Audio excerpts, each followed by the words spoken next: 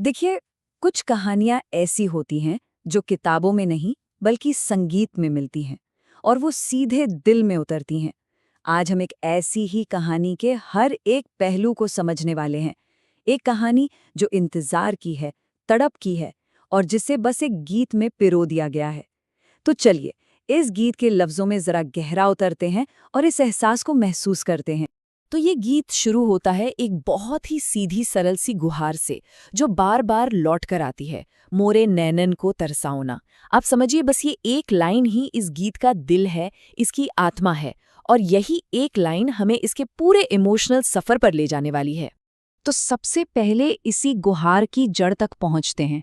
भाई, ये सिर्फ एक पंक्ति तो है नहीं, इसके पीछे एक बहुत गहरा, एक तड़पता हुआ भाव छिपा है। देखिए, इस पूरे गीत को समझने की चाबी ये एक शब्द है, तरसाना। ये सिर्फ किसी को याद करना नहीं है। याद करना तो कभी-कभी मीठा भी हो सकता है। तरसाना का मतलब है किसी की कमी से तकलीफ होना, उस दर्द को महसूस करना जो सिर्फ और सिर्फ इंतजार से पैदा होता है। और यही सबसे जरूरी बात है, पता है? कहने वाला सिर्फ ये नहीं कह रहा कि तुम लौट आओ, वो असल में कह रहा है कि मुझे इस तकलीफ से बाहर निकालो। यहाँ जो असल जोर है ना, वो मिलन पर नहीं, बल्कि जुदाई से पैदा हो रही इस पीड़ा, इस दर्द के अंत पर है। तो ठीक है, इस भावना की गहराई तो हम समझ गए। अब देखते हैं कि गीतकार हमें किस मंजर में ले जाता है। वो कौन सी जगह है जहाँ ये इंतजार एक हकीकत बन जाता है। द्वारे बैठी राह निहारूं, हर आहट पे कान उघारूं। इन शब्दों से एकदम एक तस्वीर सी बन जाती है आंखों के सामने, है ना? कोई है जो दरवाजे पर बैठा है, आंखें रास्ते पर गड़ी हुई है, और जरा सी भी कोई आवाज होती है, हर हल्की सी आहट पर भी कान खड़े हो जाते हैं, बस इसी उम्मीद में कि शायद, बस शायद वो आ ही गए।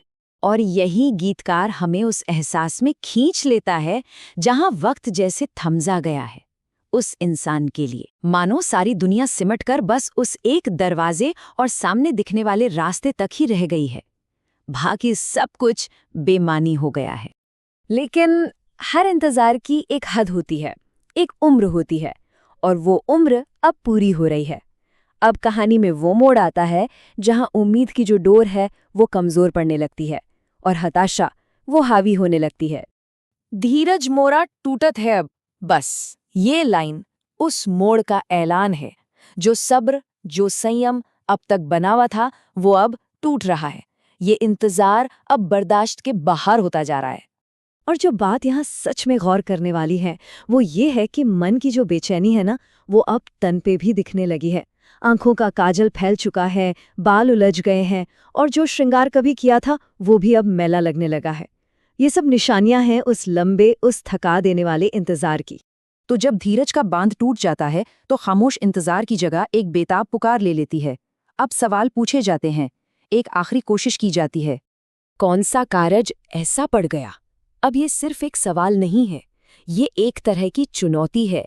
ये पूछने का एक तरीका है कि भाई, ऐसा कौन सा काम है जो मेरी इस तड़प से ज्यादा बड़ा हो गया? ये तो सीधा सीधा दूसरे की प्राथमिकताओं पर, उसकी प्रायोरिटीज पर एक सवालिया निशान है। और फिर आती है वो आखिरी मांग, जो अब कोई अनुरोध नहीं बल्कि एक हक की तरह लग रही है। सकल काज परदेस छोड़ के अंगना अपने आओ ना। संदेश बिल्कुल साफ है, छोड़ दो जो भी कर रहे हो, जहां भी हो, और बस बस घर आ जाओ, अभी के अभी। तो ये सारी तड़प, ये बेताबी, ये पुकार, आखिर ये सब हमें कहाँ ले जाती है? क्या गीत का अंत इस कहानी को कोई मोड़ देता है? चलिए देखते हैं। और सच कहूं तो यही इस गीत की सबसे असरदार, सबसे चौंकाने वाली बात है। इसका कोई अंत नहीं है, कोई समाधान नहीं। ये वहीं आकर रुक जाता है जहां से शुरू हुआ था, मोरे नैनन को तरसाओ ना।